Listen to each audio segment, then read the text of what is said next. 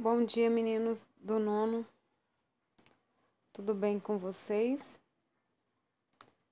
Nós vamos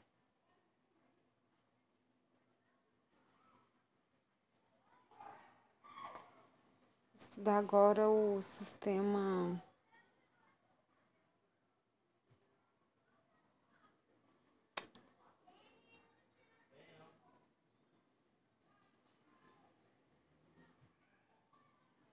Nós vamos estudar sobre o planeta Terra, né? Algumas informações vocês já estudaram. A forma da Terra, né? Como que é essa forma da Terra? Até o século IV, né, antes de Cristo, os cientistas eles acreditavam que a Terra era retangular, né? Circundada pelos mares, né? Porque eles viam quando os navios, né, sumiam no horizonte, então imaginava que ali era o fim, né? Então era só mais por dedução. E aí no século III a.C., né, um cientista chamado Eratosthenes, ele introduziu a forma esférica, né, para o planeta. Mas a superfície terrestre ela sofre frequentes alterações, né, de vários tipos, né? Tem os movimentos tectônicos, as condições climáticas, as erosões, né? E a própria ação do homem, né? Com isso, vai alterando esse formato da Terra. Um matemático alemão, Carl Frieder, ele falou que a Terra ela tem um formato geóide e é o que a forma, né, que é conhecida e até hoje, né? Então, assim, quando ele fez as suas colocações que foi aceitadas pelo meio científico, ela é aceita até hoje. E a Terra ela realiza os movimentos, né? Nós já estudamos dois movimentos, um que é relacionado às estações do ano e o outro que é relacionado ao dia e à noite. Então, o primeiro movimento é o movimento de rotação, né? Esse movimento de rotação é aquele em que a Terra vai realizar em torno de si mesmo, em torno do seu eixo imaginário. Então, ele sempre acontece do oeste para o leste. E aí ele completa uma volta, né, em cerca de 23 horas e 56 minutos. Aproximadamente aí 24 horas ou até mesmo a gente fala um dia, né? Esse movimento ele é responsável pelo que nós chamamos de dia e de noite, né? Enquanto o hemisfério que está voltado para o Sol recebe a luminosidade é dia, o outro que está para o outro lado é noite, né? E assim sucessivamente. Os movimentos da Terra, né? A gente acabou de falar de rotação, que é o movimento que a Terra realiza em torno do seu próprio eixo. Aí nós vamos falar de translação, né? Que a translação da Terra é um movimento em forma de elipse, né? Que a Terra realiza ao redor do Sol. Então, é como se fosse nas laterais, ele é mais próximo, né? Mais achatado aí do que nos outros dois lados, né? Então, a translação é o que a Terra vai girar em torno do Sol. Ah, gente, esse movimento de translação é ele que vai nos dar as estações do ano, tá? Primavera, verão, outono e inverno. Então, nós temos essas quatro estações, lembrando que no hemisfério sul, as estações do ano são o contrário do hemisfério norte, né? Inclusive com características, né, até mais marcantes do que aqui para nós. Então, enquanto aqui é verão, né, lá no hemisfério norte é inverno. Então, são estações contrárias.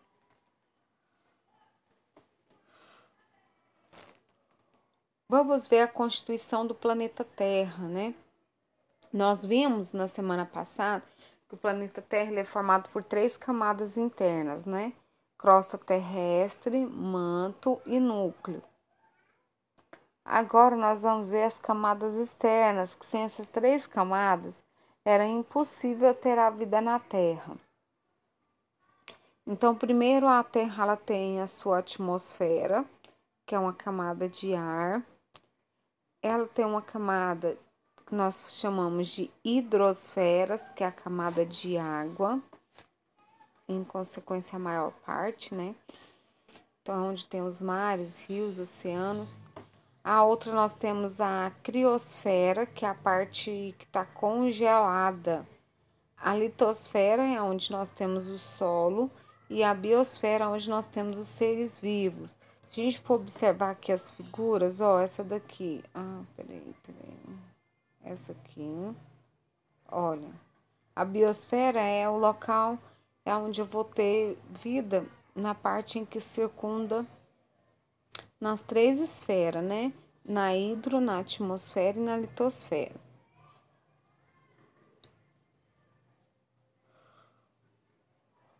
A litosfera, né, ela significa do grego litos, pedra, né? Então é a camada sólida e mais externa do nosso planeta. Ela é constituída pelo solo e pelas rochas. Nós vamos ver depois que nós temos diferentes tipos de solos e diferentes tipos de rochas. No caso da Terra, é denominado de crosta terrestre. A gente sabe que a crosta, nós temos a crosta terrestre oceânica e a continental. A oceânica é onde ficam os oceanos, a continental é onde recebe.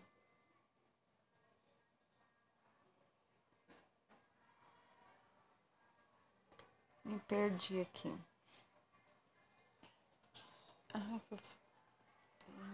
Crosta terrestre continental, onde estão os continentes, a oceânica, onde estão os oceanos. É um dos 3 grandes ambientes físicos da Terra, né, ao lado da hidrosfera e da atmosfera, que em sua relação enquanto suporte de vida constitui a biosfera. A atmosfera significa esfera de ar. Realmente a Terra é toda envolvida por uma camada de ar invisível que tem aproximadamente 1.000 quilômetros de espessura. A atmosfera funciona ainda mais quando uma barreira ou filtro protetor, né, protege de todas as radiações, né, perigosas que vêm do espaço. Então, ela desvia e queima os meteoritos, né, impede que eles atinjam a superfície terrestre. Esses corpos, né, entrando na atmosfera em grande velocidade, podem sofrer atrito com as partículas do ar e acaba se incendiando.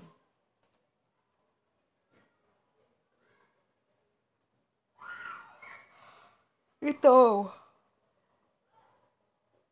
eu já falei para vocês, né, que a atmosfera é a camada de gases, né, é a parte gasosa que integra aí a nossa camada. Ela tem aproximadamente 1.000 quilômetros de espessura e é constituída por várias camadas, uma com a outra, propriedade, características próprias de temperatura e composição. Conhecendo mais a esfera, né, terrestre. A água, gente, é o bem comum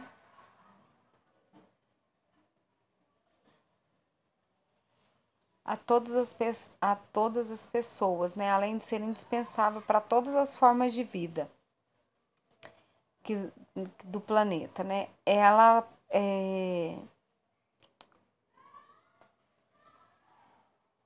As águas contidas na atmosfera, né? Corresponde e corresponde à água, né, que a gente encontra lá no estado.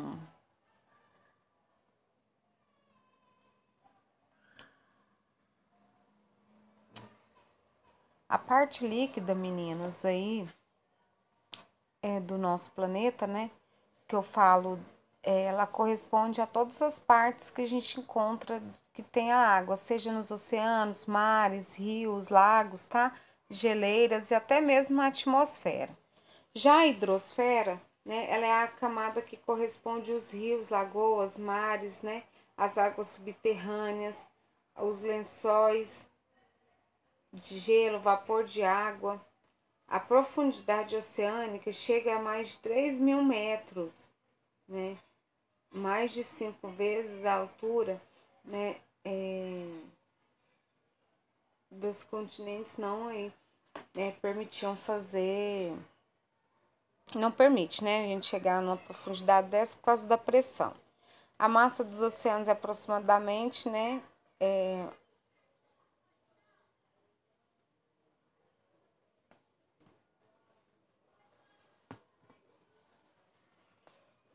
Ele está falando a massa dos oceanos, né? A proporção deles aí pode chegar a toneladas, né? Então, a abundância de água na Terra é uma característica original que vai distinguir o nosso planeta azul para outros no sistema solar. Aproximadamente aí de 70 a 97% de água do mar em 3 pessoas, né? Em 3%. Então, é a água disponível que a gente tem. Lembrando que desses 3%, né, uma boa parte não é para consumo, né, imediato. Eles estão ou na água do mar ou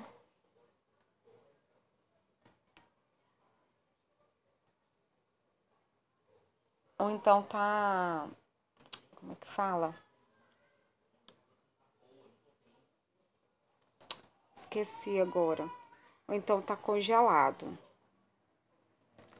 Aí a atividade, meninas, vocês vão fazer na plataforma, tá?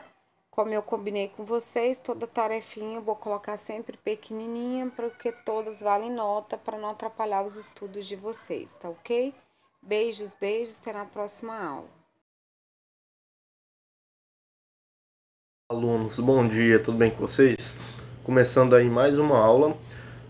Essa aula que a gente vai estar aí finalizando de vez a primeira etapa do quarto bimestre, né, nossa N1.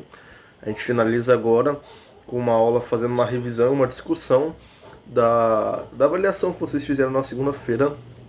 Essa aula que é muito importante para a gente fixar de vez, vocês fecharem esse conteúdo que a gente viu nessa primeira parte, porque essa segunda parte do quarto trimestre é continuação dessa primeira. Então vocês têm que ir para essa segunda parte já com conteúdo fixado, com tudo bem claro.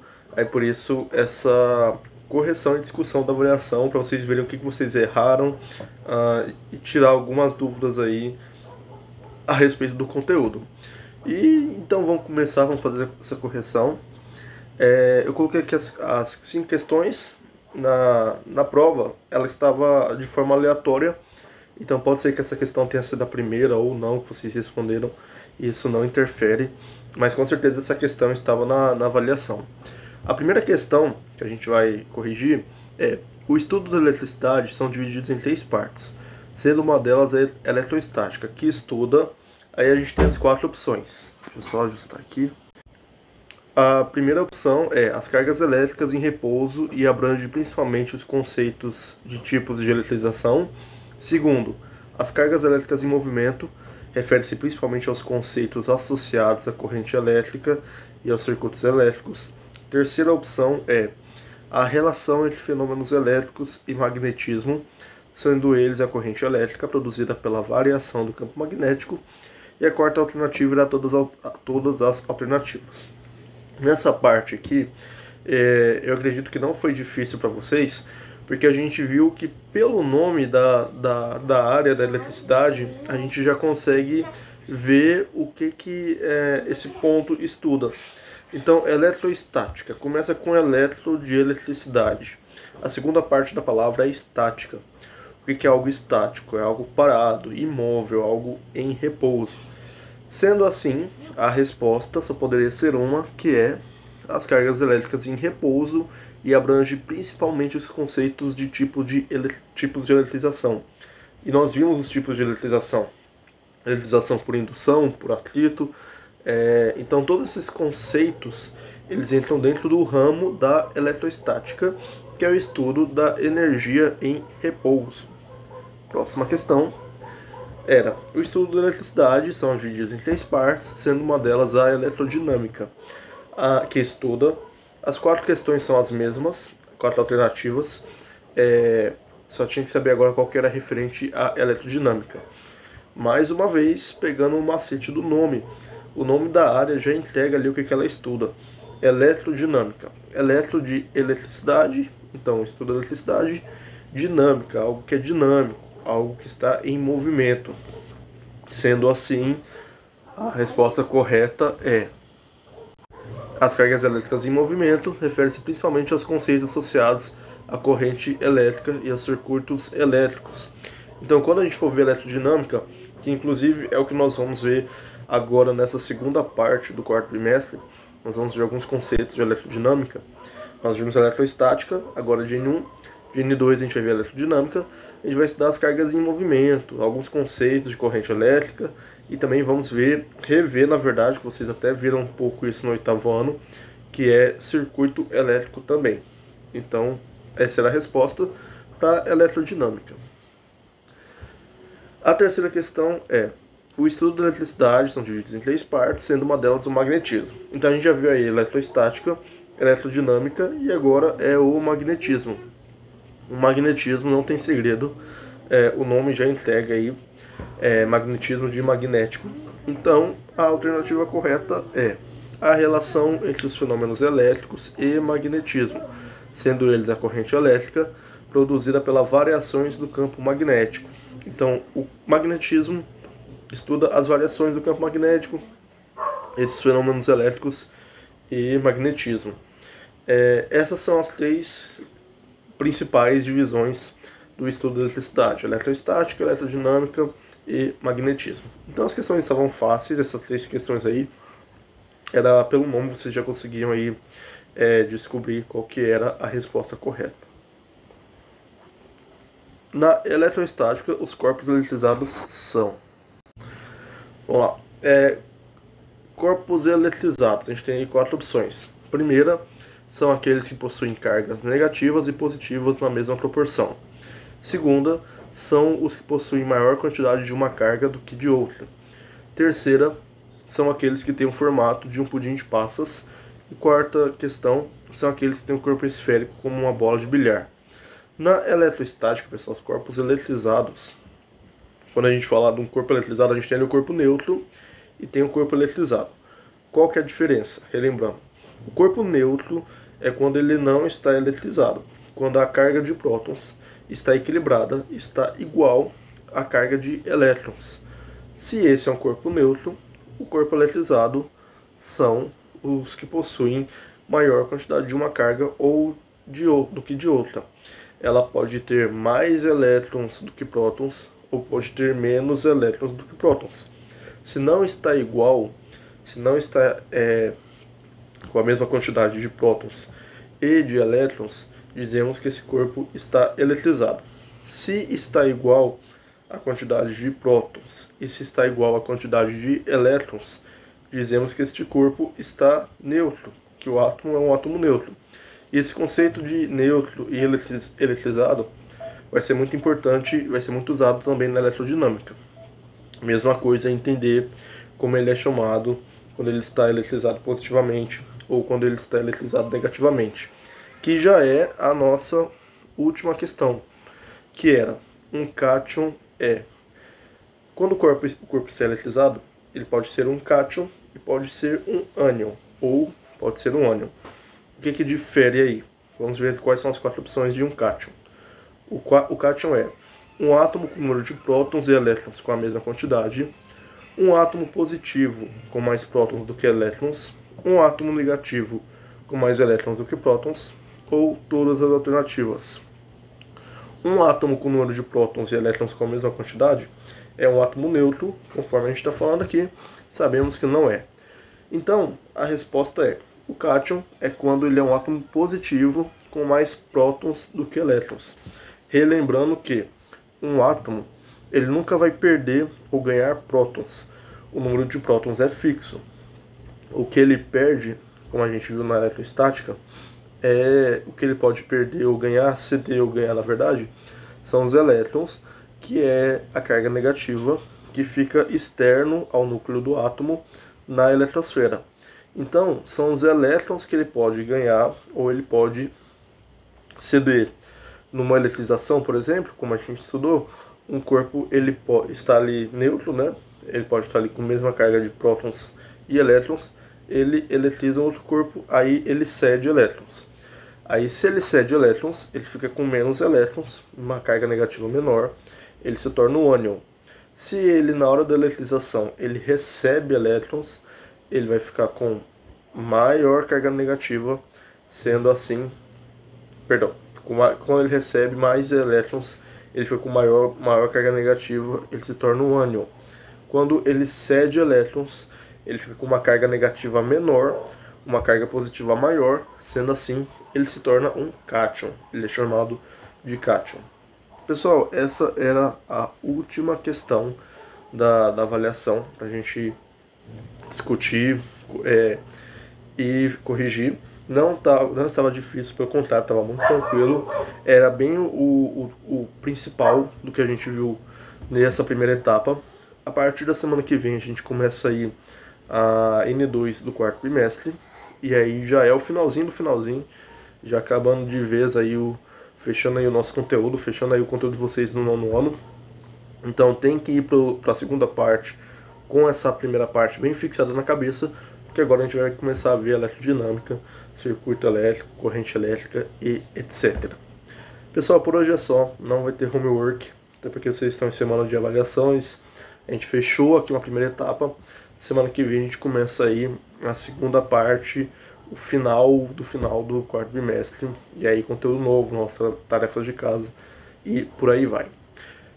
Por hoje é só, pessoal. Um forte abraço. Qualquer dúvida, qualquer coisa que tenha ficado confuso na avaliação, qualquer coisa que não tenha ficado claro, podem me procurar, podem mandar mensagens. Não comecem a segunda etapa do quarto bimestre com dúvidas ainda sobre essa parte principal. E é isso, qualquer coisa, só mandar mensagem.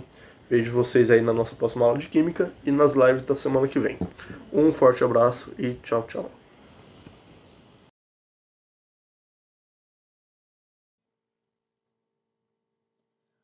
Bom dia, nono ano, tudo bem com vocês? Espero que esteja tudo ótimo. Hoje nós temos aí aula de literatura, de interpretação textual. Antes de começar aí a nossa aula, só relembrá-los aí de uma situação.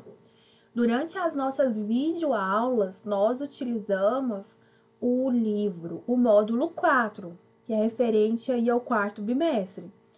Desde o início, nós temos feito assim, videoaulas, né? Predominantemente, nós utilizamos o livro e durante as lives, nós utilizamos materiais extras. Esses materiais, meninos, eles sempre ficam disponíveis no Google Classroom. Vai ter a aba lá, isso tanto para gramática, literatura e redação. Tem a aba lá da matéria e naquele tópico tem as atividades. E aí, no meu caso, eu coloco lá atividade e o dia. Eu faltei tal dia, né? Eu me perdi. É só você ir lá, né? Clicar e você vai ver as instruções, data de entrega, valor, quando é trabalho, enfim, tem todas as informações. Isso tanto para as atividades do livro, quanto para esses materiais extras, essas atividades extras, tá bom? Só para tirar a dúvida aí de alguns aí, né? Enfim, né? Ficar bem claro as coisas. Então, aqui, né, nós iniciaremos aí nossa aula aí de interpretação textual aqui, né, nesse momento de leitura 1. Ele tá lá na página 32, tá? Do livro de vocês, no caso, módulo 4. Vamos aqui, então, momento de leitura. Ao longo dos anos, a violência urbana tem se intensificado e assustado grande parte da população brasileira, despertando medo generalizado. Este texto promove uma reflexão sobre o assunto, de modo a mostrar como alguns tipos de violência estão tomando conta de nossa cidade. Então, aqui, nós temos aqui, você tem medo de quê? E aí que tá listado aqui, né, uma lista de 14 coisas, e aqui vem o texto. Eu não vou ler esse texto aqui para não ficar cansativo, então você vai dar pause no seu vídeo e vai fazer essa leitura aí em voz alta, para você treinar aí a sua oralidade, a sua fala, a sua leitura. Por mais que durante as lives nós sempre fazemos esse tipo de exercício, de leitura, é sempre bom estar reforçando essa questão da fala, do ler em voz alta, né? Até para que vocês fiquem mais desenvoltos, tá bom?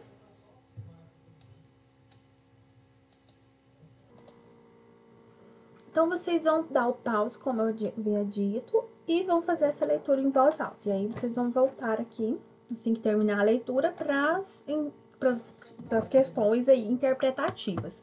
Aqui tem uma biografia do Gilberto de Meinstein, que é o autor desse texto. Então, vocês podem estar fazendo essa leitura junto com a leitura do texto, tá? Ele nasceu em 56 e ele continua vivo. Aqui tem a imagem dele aqui. Como todos os textos de vocês, né? Ele tem essa breve biografia aí do autor, tá? Seguindo, conversando sobre o texto, isso aqui são atividades de discussão entre todos vocês, né? São mini debates. Então, aqui não tem como eu debater, porque eu não vou estar ouvindo vocês, tá?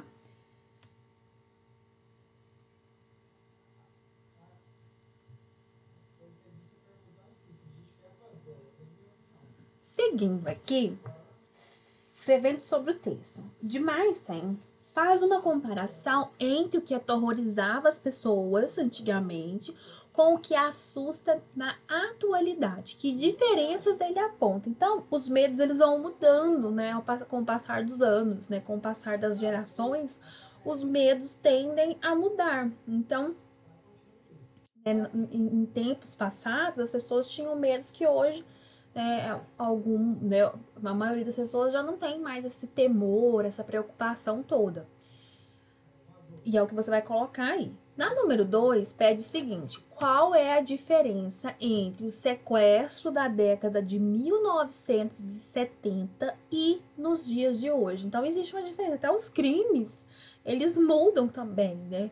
Não deixa de ser crime, mas a dinâmica, né, o estilo, o jeito né, no caso aí que tá dito aí sobre o sequestro, ele vai mudando, né, com o passar do tempo.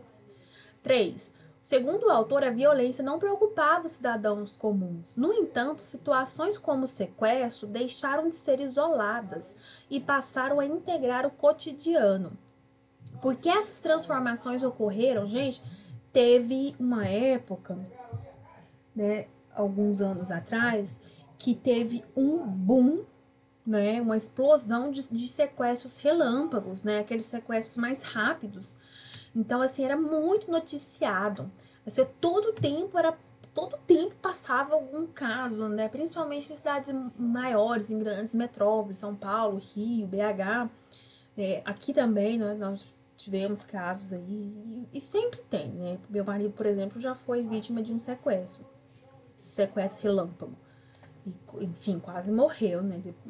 Quase morreu lá na mão dos bandidos e depois, né? Vem o pós-sequestro, né? A pessoa fica mal, né? Tem uma depressão louca. Então, aqui, né? Número 3, né? Vem falando aí, né? Sobre essa questão aí da violência, né? Que segundo o autor, a violência, ela não preocupava os cidadãos comuns. No entanto, situações como o sequestro deixaram de ser isoladas e passaram a integrar o cotidiano. Por que essas transformações ocorreram, gente? Por que vocês acreditam aí, né, de acordo até com o texto, com as vivências de vocês, por que isso aconteceu? Por que passou, né, essa questão da violência, ela passou a fazer parte do nosso dia a dia? Não que seja normal, mas ela passou, né, todo momento você tá vendo no jornal, na televisão, na internet, então virou meio que rotineiro.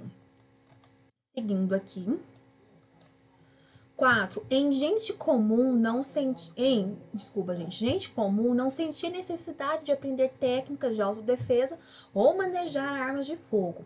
Fica claro quem eram os grupos de pessoas que deveriam prevenir-se contra a violência? Explique. Então, né, você vai dizer aí, né, se tá claro ou não, e vai explicar aí essa questão dos grupos, né, que né, precisam se prevenir. Se é todo mundo ou se tem uns grupos específicos. Quinto exercício. Com o passar do tempo, a violência urbana intensificou, se tornando um grave problema para a sociedade. De acordo com o texto, o que agravou a violência urbana, gente? De acordo com o texto, o que provocou aí esse agravamento da violência, né, urbana, ou seja, nas cidades? E também aí no texto não fala sobre a violência do campo, mas aumentou muito os casos de violência, de roubo, de sequestro, de estupros, enfim, de violência de forma geral. B. De Einstein, quais são os principais motivos que levam a pessoa a entrar para o tráfico? Então, é segundo a versão dele, o que ele coloca, o autor coloca no texto, não de acordo com o que você acredita que seja, tá? Porque aqui é uma interpretação de acordo com o que o autor colocou no texto. Aqui seguindo. Opa.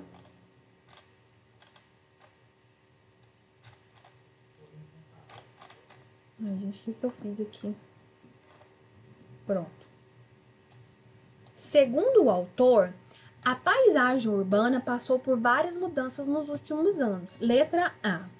Em que consistem essas mudanças? B. Quais são as causas e consequências de tais mudanças? C. Comente essas mudanças. Então, todas essas questões aqui estão relacionadas a essas mudanças com relação à paisagem urbana, tá? Você vai trabalhar aí. Nossa, eu estou com tanta dor de garganta. Nossa, tá me dando até soluço, assim, de tanta dor de garganta, credo.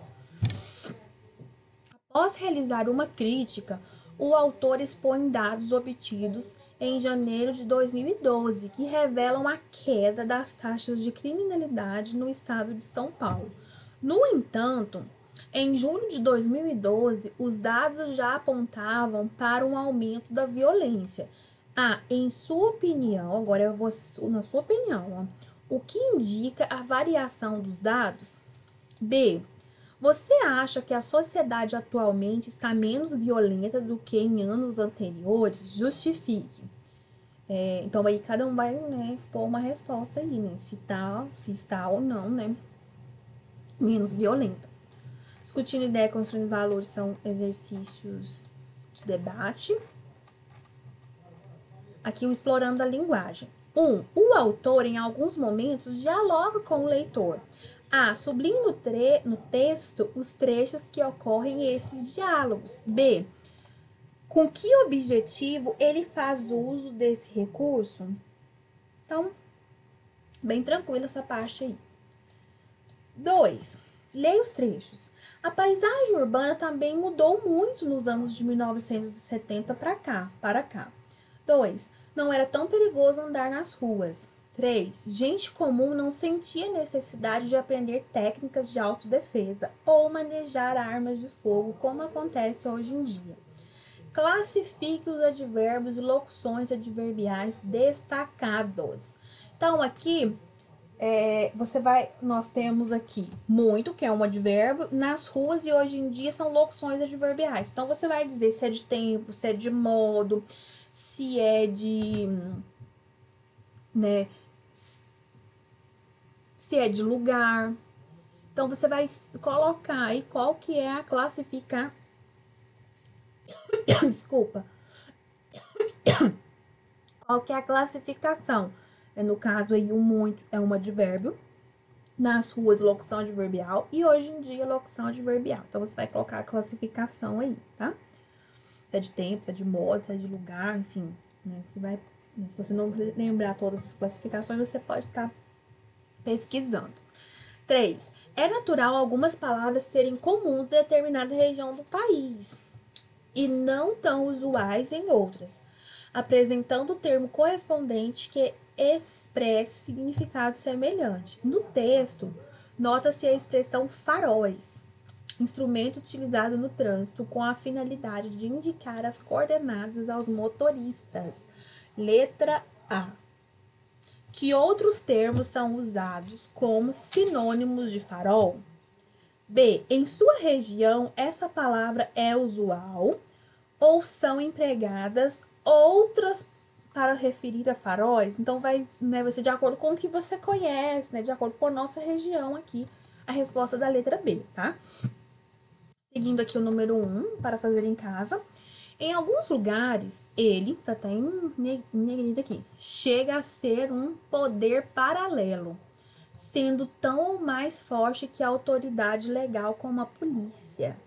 A quem o termo em destaque se refere? Quem que é esse ele? Então, você vai retomar lá no texto e vai procurar entender quem que é esse ele que está em destaque.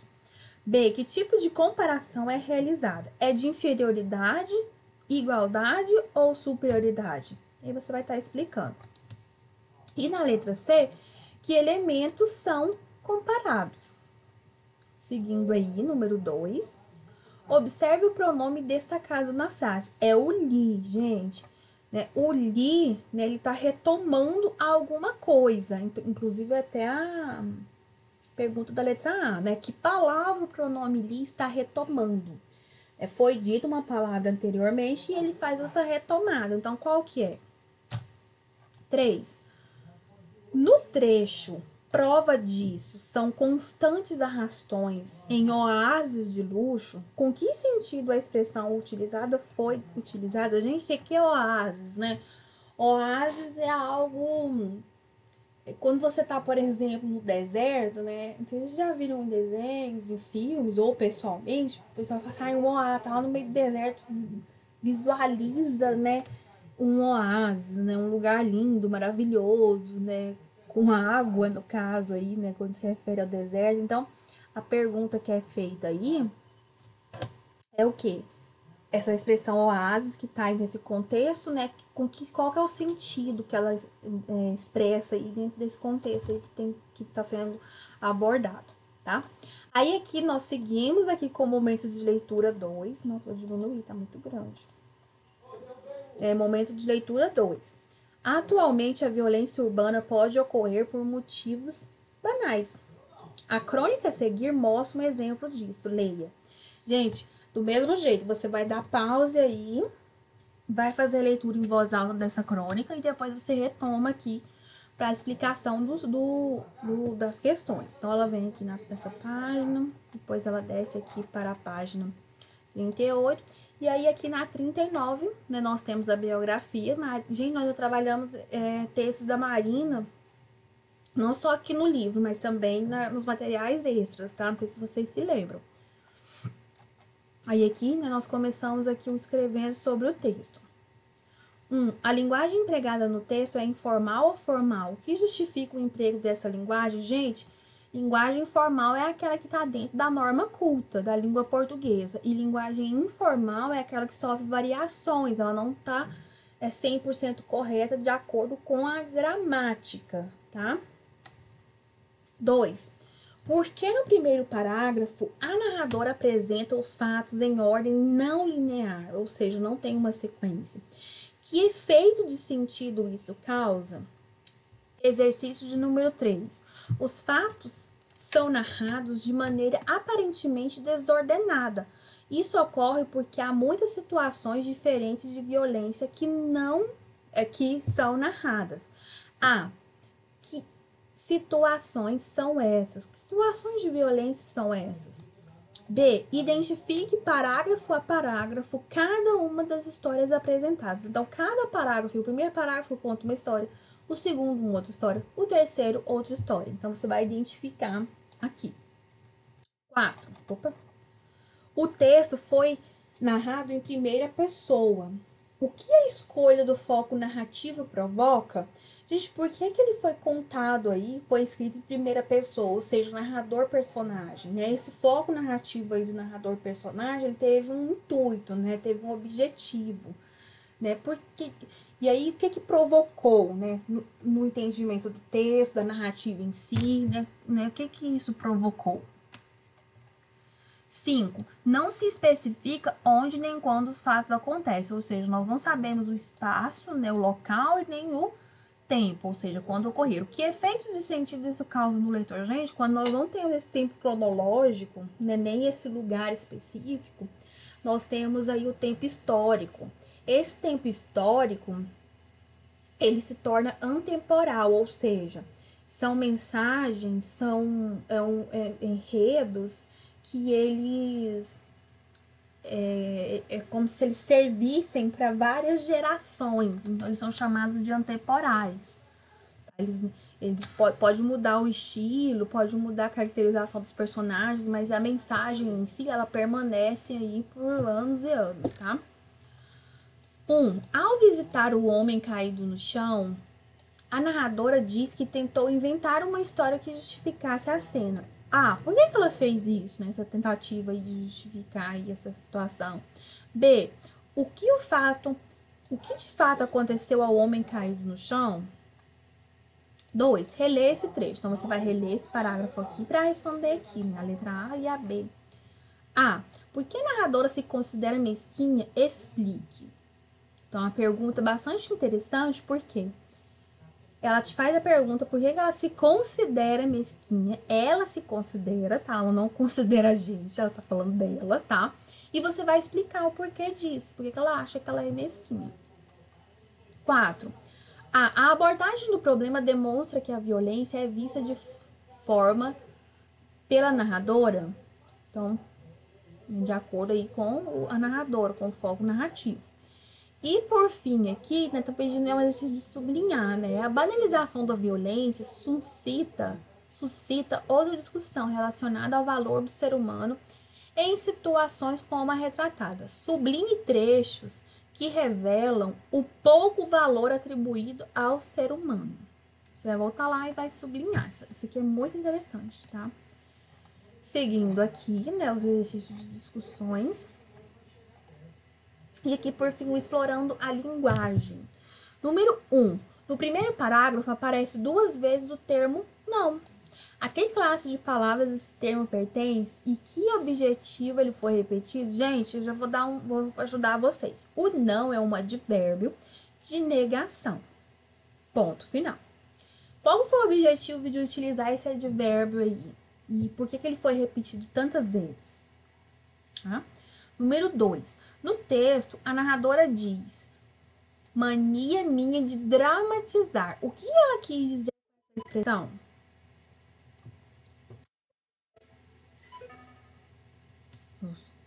Pronto. A televisão ligou aqui sem querer. 3. Televisão no monitor que tem aqui do lado. Tentei inventar uma história para justificar de forma incolor o homem caído no sangue. O que o termo em destaque sugere? O que esse termo incolor aí sugere? Né, com relação, e aí tem um contraponto aí, né, do incolor com o homem caído no chão. O que tem de sugestão aí, né? O que isso sugere? Seguindo aí, né, o para casa. Na frase a seguir, foi empregada a linguagem o quê, meninos? Informal, pois o contexto de comunicação é informal. Cada frase, caso essa frase fosse empregada em um contexto formal, como ela ficaria? Explique. Me leva, gente. Me leva que eu estou morrendo.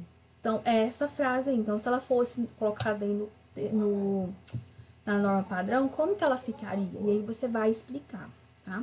E por fim aqui, reclamei com as duas quando as vi chegar. Aqui o